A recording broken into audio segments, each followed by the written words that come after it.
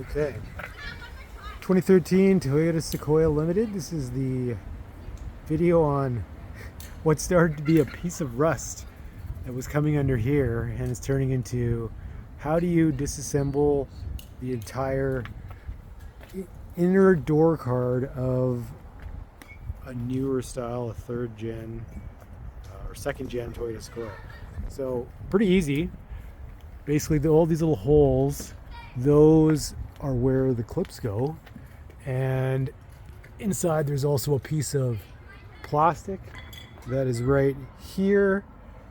It's just the plastic with the little adhesive glue that sticks on.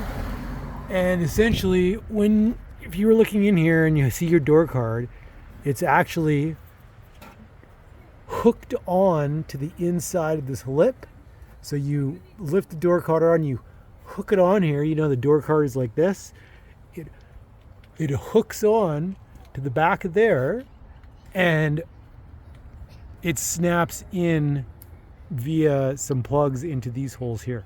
So I will show you the door card right here, and you can see that right there, that hooks on to the inside of the door. So like that, it hooks on, and then once you hook it on, you've got these clips here that hook that essentially clip into the body panel, and it's that simple. The only thing that is also a trick is before you take that off, you have to take these two other pillar trim pieces off here.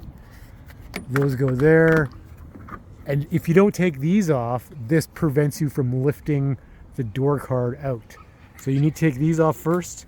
This one, if you've got the automatic rear door, it gets held up on here and it goes inside of there. You don't need to take this all the way off. You just take it off enough and it will allow you to unhook the door card from the inside of the door.